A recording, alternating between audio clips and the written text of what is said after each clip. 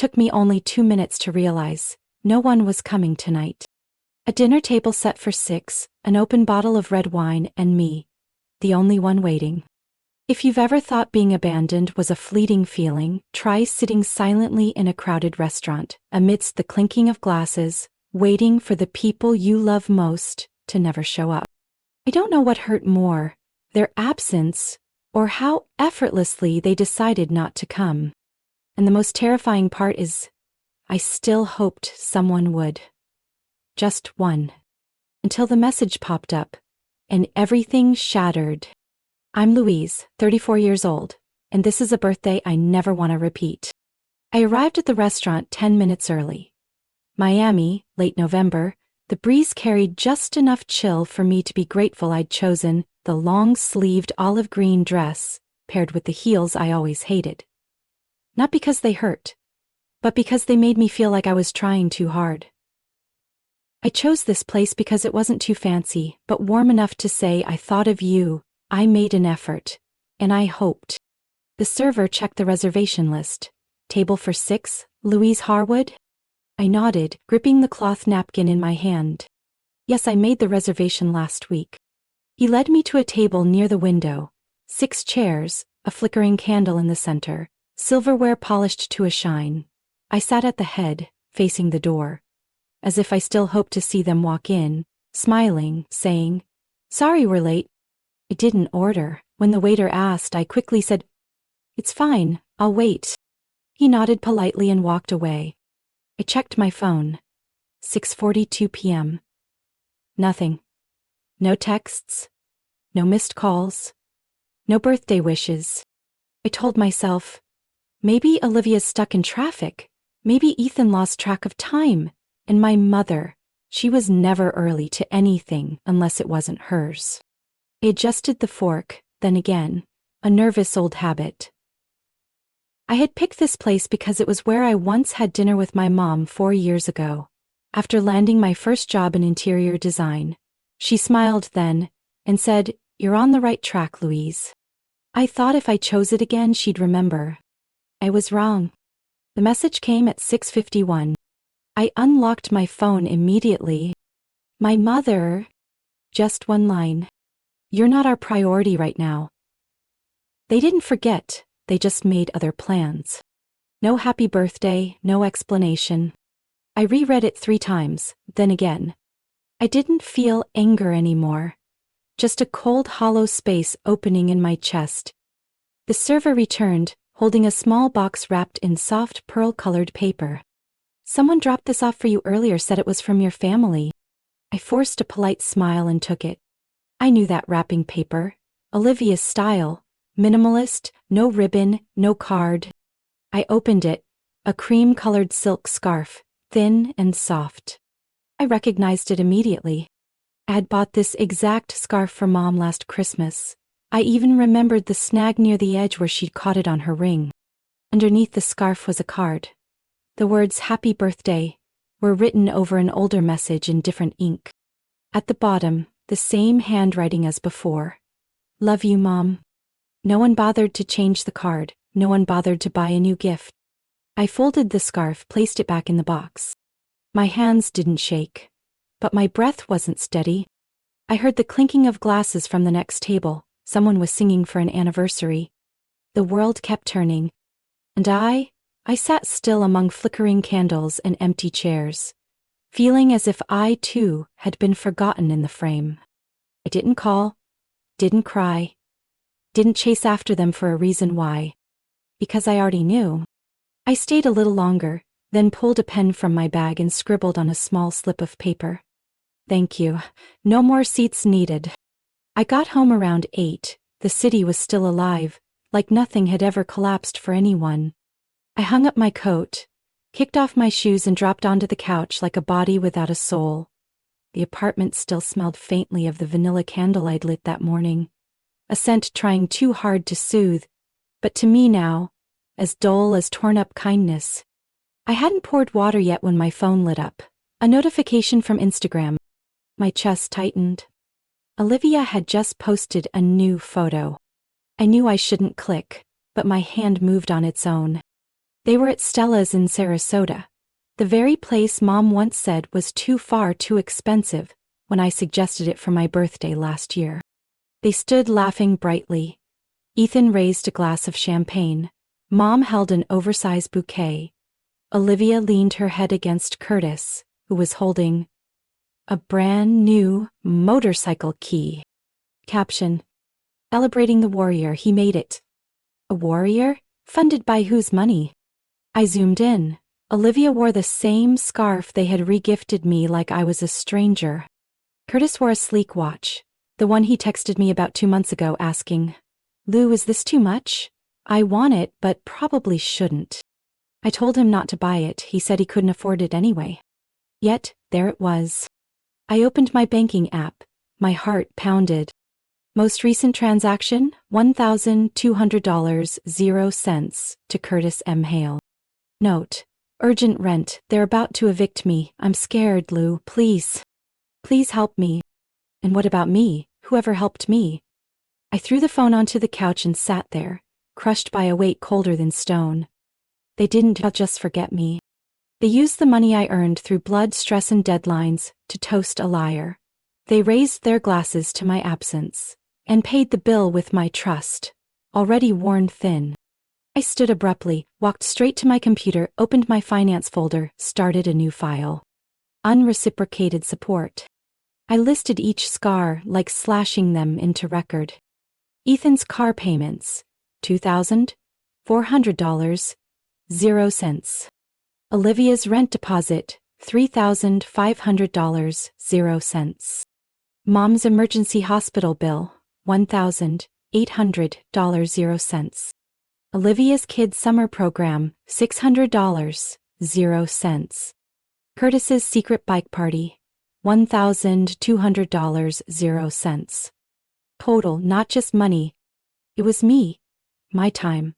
My silence, jammed down my throat every time they said, "That's what family does." Together? Or just me as their second wallet? I printed Curtis's grinning photo holding the keys. Taped it to my monitor as a reminder. This is the cost of blind loyalty. A ping from my phone. A message from Mom. "You're making too big a deal out of this. Every birthday has little hiccups. Don't be so cold, sweetheart." I didn't reply.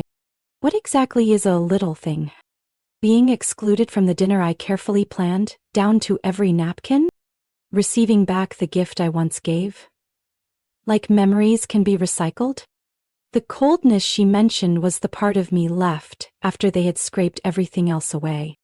I opened the drawer, took out the file I once prepared to submit with a joint house application with my mother. Now I'd use it for something else. I typed a new title on the cover.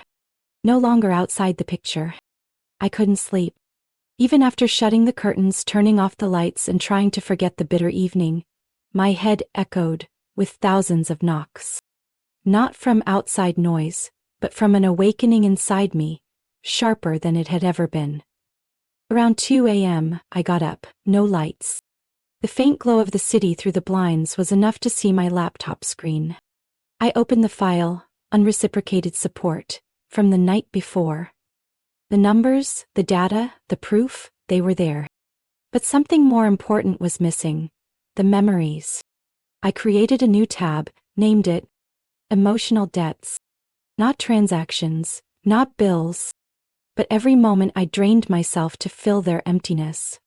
Skipping a trip to Santa Fe with my ex-boyfriend because Ethan claimed his car broke down on the freeway, only to find out later he used the money to go drinking with friends. Covering the entire Thanksgiving dinner 2 years ago, even though Olivia promised to split it. She vanished right after dinner, leaving me and a mountain of dirty dishes. Designing Ariel's wedding invitations in 48 hours while I had a fever and a postponed project deadline at work. She thanked me with a single emoji text. I typed each line like writing a sworn statement. No bitterness, no complaints. Just the truth. Then I remembered Olivia's wedding, 3 years ago. I was assigned guest coordination. Let's be honest. I stood at the edge, checking names, faking smiles, hiding in the corner while everyone raised glasses. In family photos, I was asked to step aside a bit for the framing. I wasn't in a single picture, but I was the one who paid for most of the backdrop and decorations. I stopped typing. The keyboard grew warm beneath my fingers. Not from the device, but from something burning quietly in my chest. No more enduring. I reopened Olivia's recent post, the one celebrating Curtis with champagne. I took a screenshot, saved it, dragged it into a new folder. Folder name: Manipulation Evidence. I remembered an old email. Searched my inbox. Found it. A message from my mom about the hospital bill I paid last year. Siblings support each other, that's normal. Don't let outsiders think we lack affection. Lack affection. That phrase blared like a siren in my mind. I wasn't lacking affection. I had too much and they mined it like it was endless fuel. I saved the email into the folder, then opened the messaging app. From Curtis. You're the only one I can rely on. If you cut me off, I don't know what I'll do. Followed by a sad face emoji, and, you don't want me to end up homeless, right? I transferred $1,200.00 in under 3 minutes. No confirmation, no questions asked. I backed up the conversation, saved a screenshot of the transaction, then closed the laptop. No crying. Just silence. But not the fragile kind from before. This was the silence of someone who's making a plan. I sat still. For a long time. Then reached into the drawer for a sticky note. I wrote in bold letters. It's not that I'm invisible, it's that they chose not to see me. I stuck it to the bedroom mirror. Every morning I would see it. And every time they called, texted, pleaded, I'd read it again. No more excuses for injustice. No more proving I'm worthy to people who never looked. I shut the laptop and stood up. On my desk, the only photo I'd kept, me and Dad fishing by Lake Michigan, still sat beside a candle, barely flickering. He once told me, "The quieter you are, the more they think they're right. It's time to speak up, Louise." I haven't spoken yet, but I'm preparing. And this time, no one gets to rewrite my story again. I never thought I'd be the kind of person who collects evidence like I'm preparing for court. But that morning, when I opened the email from the bank, my heart dropped like stepping into a bottomless pit. My name had been removed from the deed to my mother's house. I stared at the screen. The subject line was clear. Property ownership update, Harwood residence. I clicked the attachment. Each line read like a door slamming shut, from people I once called family. New owners, Velma Hale and Curtis M. Hale. No Louise Harwood. No notes, no explanation. Just a blank space where my name used to be. I didn't scream. Didn't throw things. I grabbed my phone and dialed the Monroe County Property Office directly. A deep female voice answered on the third ring. "Hello, Public Records Office, this is Monica. How can I help you?" I spoke through clenched teeth, each word like a blade. "Was the Harwood property deed recently updated?" "I'll check. Yes, it was updated 4 weeks ago. Submitted in person, properly notarized and processed." I swallowed hard. "Is there a signature from me on file?" Silence for a few seconds. Typing noises. "Yes, signed by Louise M. Harwood. Very neat. But no ID attached." I laughed, not out of humor, but because something inside me was cracking open. A cold, precise clarity. I never signed anything, someone forged it. Monica's voice dropped, now tense. "You need to contact a real estate attorney immediately. This could be title fraud." I hung up. No panic, no hysteria. Just the final illusion bleeding out. My own mother had erased me. I opened my laptop, dragged the manipulation evidence folder front and center. I added a copy of the updated deed. The $5,000 0-cent wire I sent to help with the my mother's speech at the community event, where she declared, "My family always stands united." I no longer felt my heart shatter. I felt clarity, sharp as steel. I sent an email to Olivia Grant, an attorney recommended by a former colleague who specializes in family disputes involving assets and forged documents. The content was brief.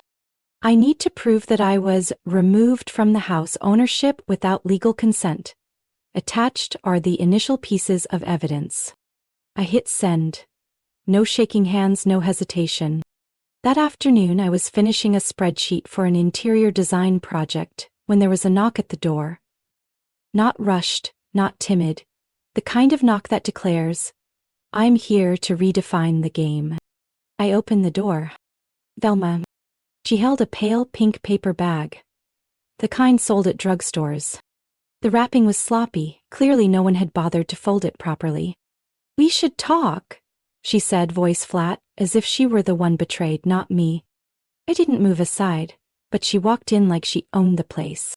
She sat down, adjusted her blouse like she was attending a board meeting. "I know things seem sudden," Velma began, "but you have to understand, sometimes people need to make quick decisions for the greater good." I crossed my arms. "Greater good? Or your and Curtis's good?"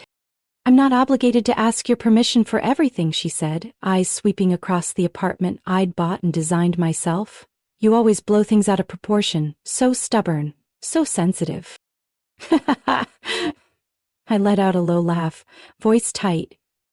"No, I just stopped pretending everything was fine." Velma jumped up, the mask of loving mother cracked. "Go ahead, make a scene. Let's see who's still around when everything crashes." I calmly walked to the kitchen table, opened a drawer, and pulled out a stack of papers. "These are copies of every expense I covered for that house, roof repairs, maintenance, even the plumbing costs you hid from your taxes." She went silent. I stepped closer, my voice even and cold. "Next time someone asks why I disappeared, tell the truth. I stopped paying to be erased." She left, without another word. As the door closed, I locked it, bolted it. Not to keep her out, but to mark this. From now on, no one gets in unless I invite them. That night, I didn't turn on the lights. I wanted to feel every shadow, every dark corner of the walls, just to be sure I had stepped out of the artificial light my family had staged for years. I lay on the couch, a thin blanket over my legs.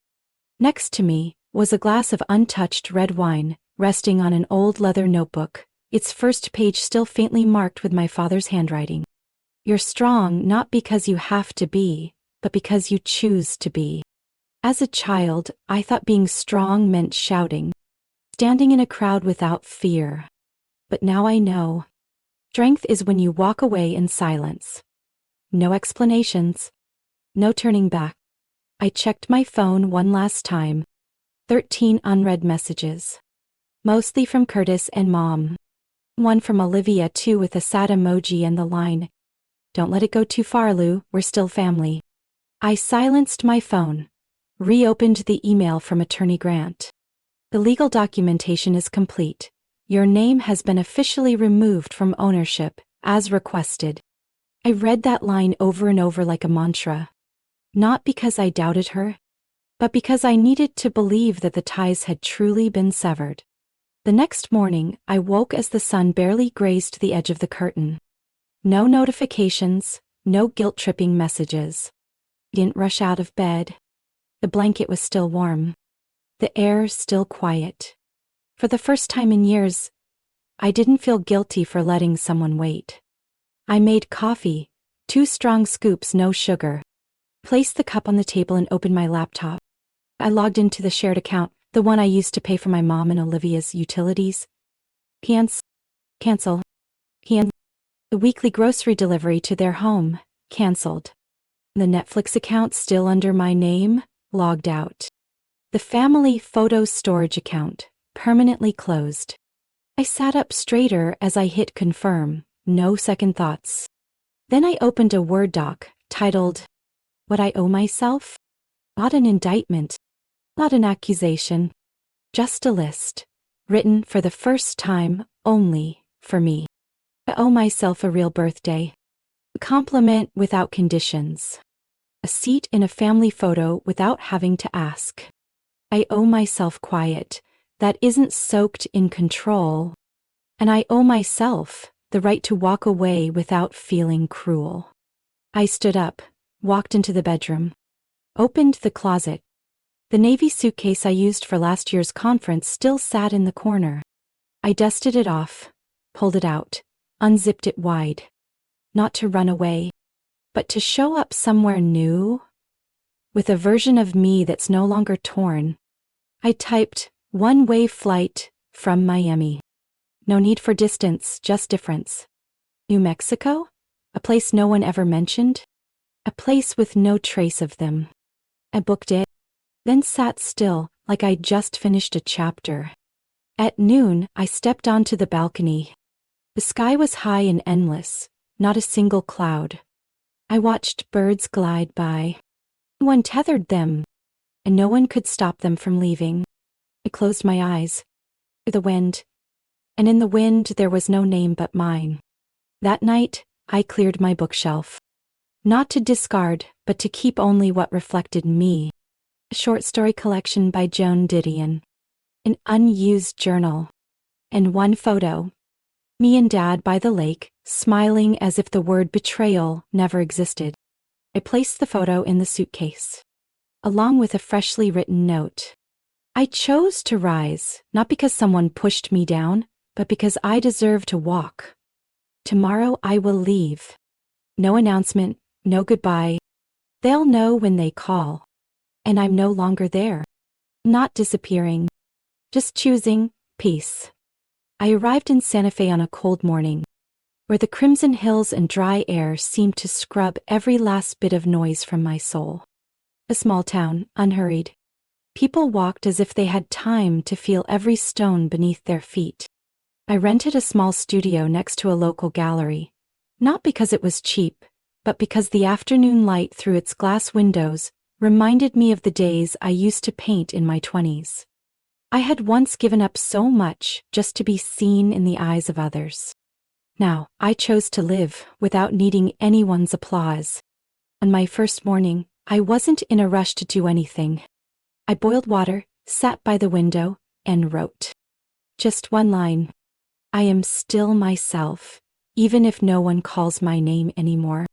The days that followed were filled with simple acts that once seemed meaningless. Walking without headphones, so I could hear the wind brushing the cacti. Cooking lunch for myself, not to save money, but because I wanted to take care of myself with my own hands. Joining a local art class where no one asked me what I did for a living, or whether I was married. I began to feel that silence wasn't empty, it was a breath, a space to truly hear myself. One evening in class, the instructor looked at my unfinished painting and said softly, "You pour a lot of feeling into every stroke. That's not technique. That's truth." I almost cried, not because of the compliment, but because, for the first time, I was seen, not through the lens of sacrifice or utility. I was a person, not someone's shadow. I didn't post anything online, no updates on where I lived, no cryptic statuses. I chose absence without announcement, because my worth no longer depended on who saw me, but on how I felt about myself. I didn't forgive easily, but I didn't hold on to blame forever either. I wrote down every time I was ignored, every moment I was used, and burned them on a moonless night. The ashes rose, swept by the cold wind. Light, like my mind, finally no longer straining to stay strong. Someone once asked me, "After everything, do you still believe in family?" I just smiled. If family only exists when you stay silent, it's not a place to return to. I no longer needed to be welcomed. I had finished building the home within myself. And this time, I held the key. I thought I had closed it all for good. But like any door shut tight, there's always someone knocking again, hoping to change something. At the end of March, when the snow had melted from the hills of Santa Fe, I received an express delivery. No email, no text. Just a thick white envelope, the sender's name printed clearly, Curtis Hale. I didn't open it right away. I left it on the kitchen counter for 2 days, hoping it would disappear if I ignored it long enough. Tuesday night, I opened the letter. A short, handwritten note. We need to talk, things are getting worse. Mom is sick. Olivia is about to lose the house. I know I was wrong. But please, don't turn your back on us. If you still consider us family, give me one meeting. Curtis. I wasn't angry. I didn't tremble. I wasn't torn apart by emotions like before. I just felt empty. And then I nodded to myself. Not to go back, but to bring closure in their eyes, not just in my heart. 3 days later, I returned to Miami. I didn't give advance notice. I wanted to see them as they really were, unprepared, unguarded. I arrived at the old house, the one where I once painted the fence for 3 hours just because Mom said it looked messy. Now it was patchy, paint peeling, weeds growing up to my knees. Maybe the only thing still the same was that old feeling every time I stood there. A stranger to the place I once called home. I knocked. Curtis opened the door. His face looked worn, maybe from stress, maybe from the cost of easy choices. Louise, his voice barely more than a whisper. Call Mom and Olivia down here, I said flatly. I'm not going to repeat myself. A few minutes later, all 3 of them stood there. In the living room, where I was always pushed aside whenever photos were taken. My mother spoke first. Her voice trembling. Or maybe it was just a performance. Lou, I'm sorry. Everything's gone too far. I looked her straight in the eye. No, you're not sorry for what you did. You're sorry that I dared to walk away. She fell silent. I turned to Curtis. You said Olivia's about to lose her home, Mom's sick, that may be true. But what you all still need, all time, is me.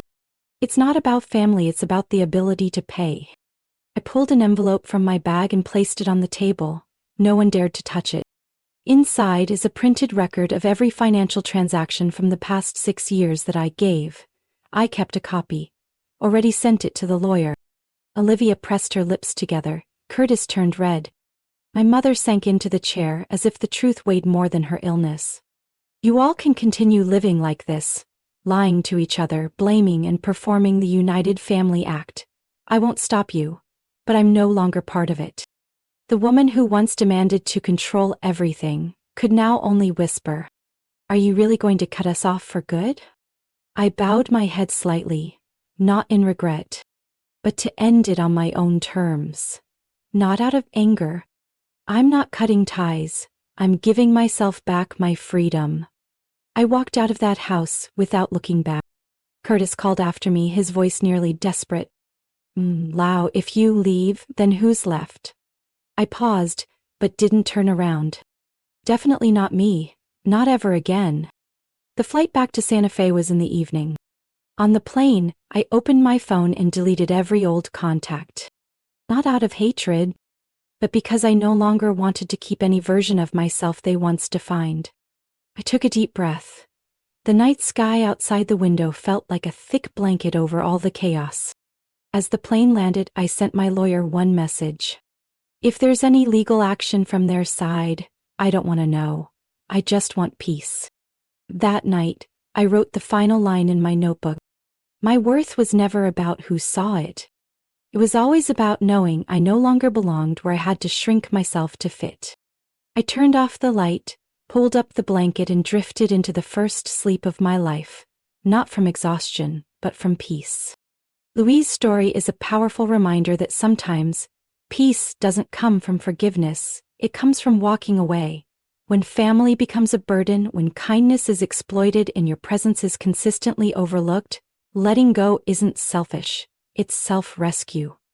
Louise didn't seek revenge, she chose to rebuild her life on her own terms. And that's strength, knowing when to stop so you can finally start living. What do you think of Louise's choice?